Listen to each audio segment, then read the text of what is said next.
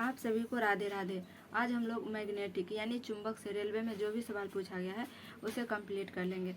हम लोग कुछ क्वेश्चन कल कर चुके हैं और रिवीजन भी इस टॉपिक का कर लिए हैं। आज करेंगे क्वेश्चन नंबर 367 से। 367 तक कल कर चुके हैं, आज करेंगे 368 से। कहता है एक चुंबक के चारों ओर वह अंतराल जिसमें चुंबकीय प्रभाव रहता है क्या कहलाता है? आंसर हो जाएगा ऑप्शन डी, चुंबकीय क्षेत्र कहलाता है। क्या कहलाता है? चुंबकीय क्षेत्र। चुंबकीय क्षेत्र में चुंबक किस दिशा से जाता है? उत्तर से दक्षिण दिशा की ओर जाता है। और चुंबक दक्षिण से उत्तर की तरफ जाता है। यही राउंड बाय राउंड चलता रहता है। अगला सवाल है 369 नंबर। कहता है मुक्त रूप से लंबित चुंबक किस दिशा की ओर संकेत करता है? आंसर हो जाएगा ऑप्शन बी, उत्तर से दक्षिण दिशा की ओर। जो मुक्त रूप से चुंबक लटका हुआ रहता है उसका मुख उत्तर की तरफ होता है और पीछे दक्षिण की तरफ होता है। ऊपर को उत्तर कहा जाता है और नीचे को दक्षिण कहा जाता है।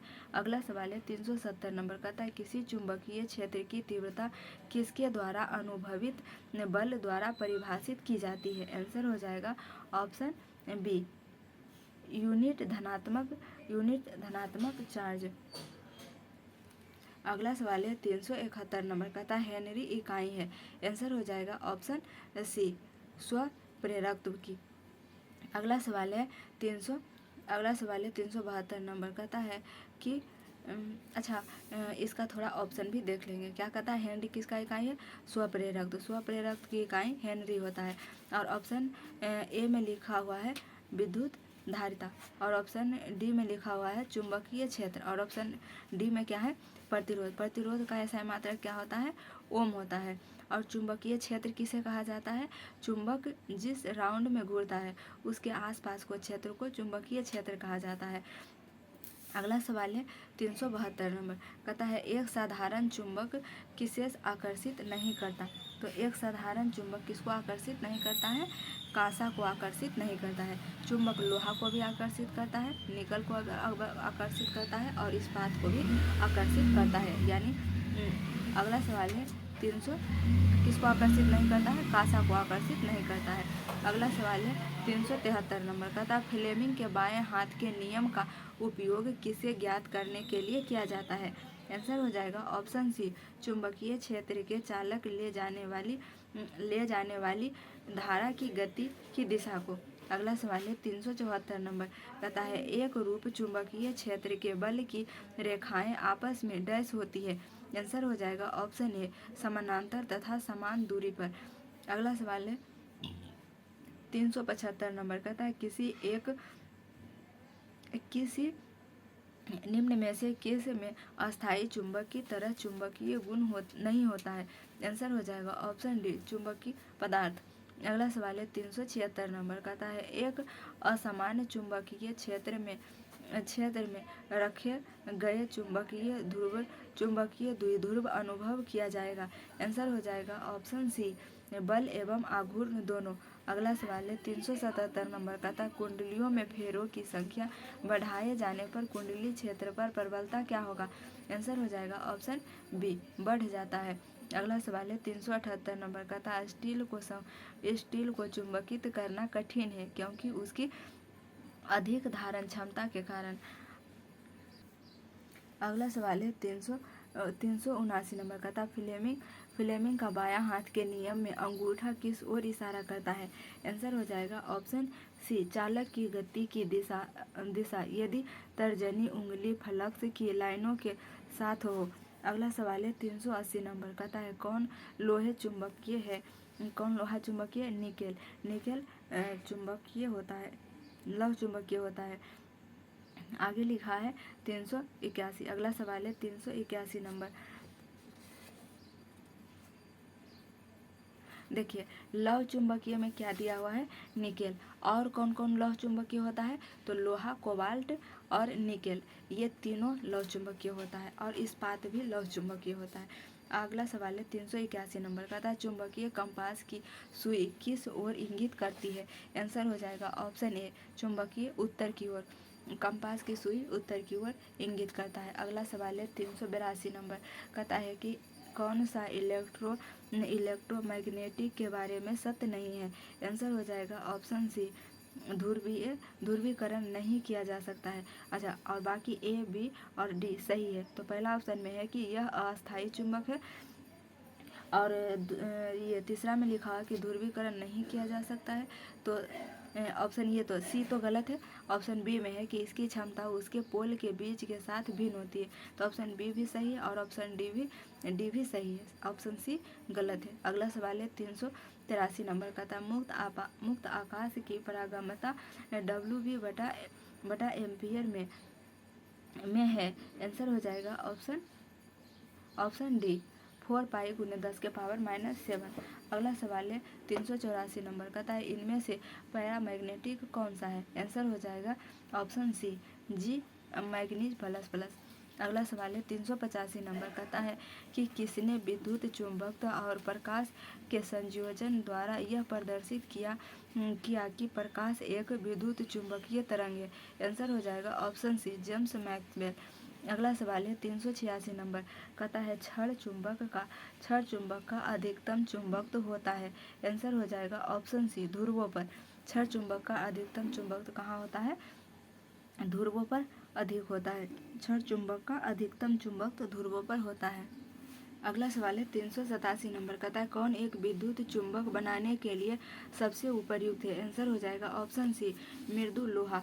अगला सवाल है 388 नंबर कहता है एक चुंबक के आसपास की जगह के लिए शब्द क्या है जहां इसके प्रभाव का पता लगाया जा सकता है। आंसर हो जाएगा ऑप्शन डी, चुंबकीय क्षेत्र।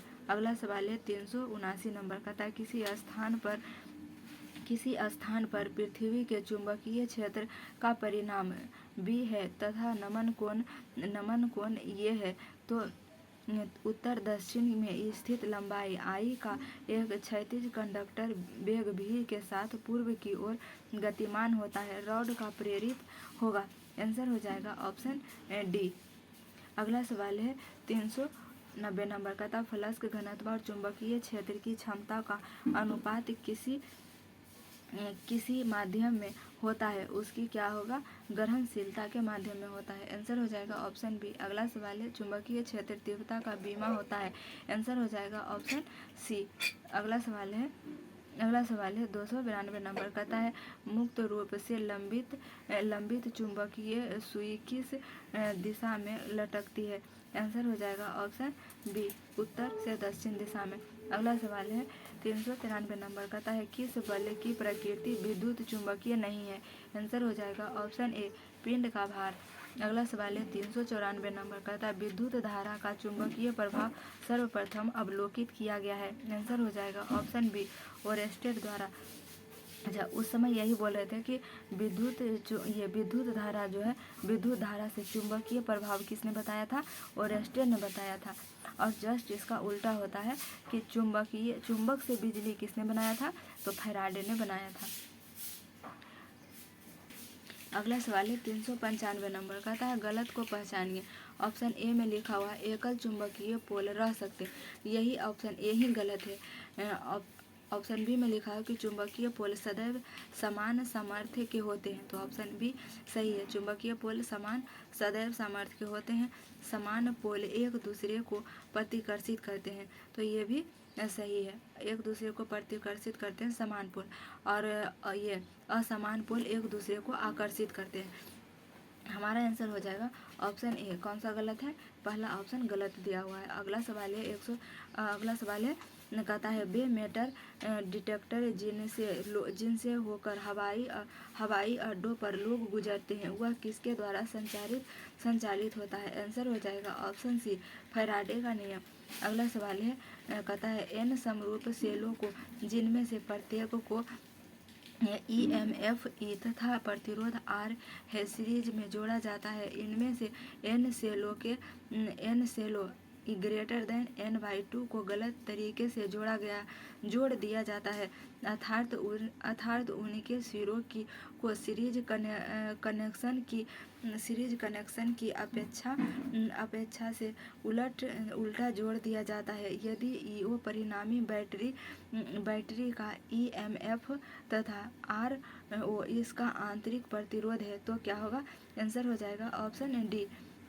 अगला सवाल है 398 नंबर का था, एक चुंबक क्षेत्र विक्षेपित करता है। आंसर हो जाएगा ऑप्शन सी अल्फा एवं बीटा कण का। अगला सवाल है कहता है किसी चुंबक का ध्रुव सामर्थ्य है, यदि इसे 2 बराबर भागों में तोड़ दिया जाए तो ध्रुव सामर्थ्य होगा। आंसर हो जाएगा ऑप्शन बी 80 एम्पीयर।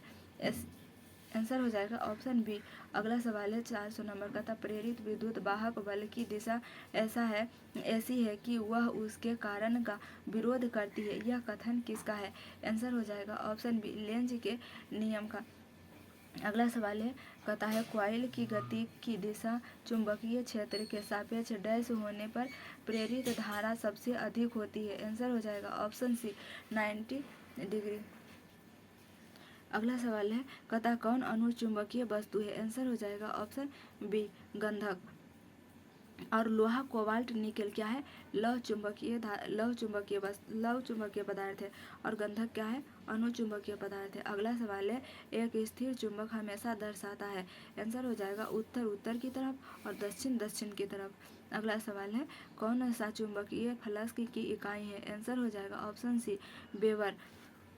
और टेस्ला क्या है? चुंबकीय क्षेत्र की इकाई टेस्ला होता है। और कूलाम्ब किसका कूलाम्ब का यूनिट क्या होता है? आवेश का ऐसा मात्रक कूलाम्ब होता है। हमारा आंसर हो जाएगा ऑप्शन सी वेबर। अगला सवाल है 305 नंबर का था, विद्युत धारा का चुंबकीय प्रभाव किसने खोजा है? आंसर हो जाएगा ऑप्शन डी ऑरेस्टेड ने। फैराडे ने क्या किया है? चुंबक से बिजली की खोज की है। अगला सवाल है एक विद्युत चुंबक बना होता है। आंसर हो जाएगा नरम लोहे का। अगला सवाल है चुंबकीयशीलता की उल्टा क्या होगा? आंसर हो जाएगा प्रतिष्ठब। अगला सवाल है 408 नंबर का था, कौन सा एक भौतिक परिवर्तन है? आंसर हो जाएगा ऑप्शन बी लौह क्षण का चुंबकन। और दूध से दही बनना किस परिवर्तन का उदाहरण है? तो रासायनिक परिवर्तन का उदाहरण है। धातु का क्षरण भी रासायनिक परिवर्तन का उदाहरण है। और लोहे में जंग लगना भी रासायनिक परिवर्तन का उदाहरण है। भौतिक परिवर्तन का उदाहरण हो जाएगा लौह क्षण का चुंबकन। अगला सवाल है 409 नंबर कहता है एक चल कॉयल यंत्र में कॉयल का एक सामान्य चुंबकीय क्षेत्र के बजाय अरीय चुंबकीय निलंबित किया जाता है, ऐसा क्यों किया जाता है? आंसर हो जाएगा ऑप्शन ए इसके विक्षेप को उसकी धारा का अनुपात बनाने के लिए। अगला सवाल है 410 नंबर का था, उत्तरी गोलार्ध में स्थित एक तरल समतल प्लेट संग्राहक कलेक्टर आमतौर पर डैश दिशा के सामने एक निश्चित स्थिति में झुका हुआ होता है। आंसर हो जाएगा ऑप्शन सी दक्षिण में। अगला सवाल है 411 नंबर का था, ध्रुव चुंबक से उसी प्रकार संबंधित है जिस प्रकार डैश बैटरी से संबंधित है। आंसर हो जाएगा ऑप्शन सी सिरा। अगला सवाल है 312 नंबर का था, वैद्युत चुंबक है। आंसर हो जाएगा ऑप्शन ए मृदु लौह कोर। तो ये था आज का सवाल, चुंबक यानी मैग्नेट का पूरा क्वेश्चन कंप्लीट हो गया। मिलेंगे नेक्स्ट क्लास में। जय हिंद।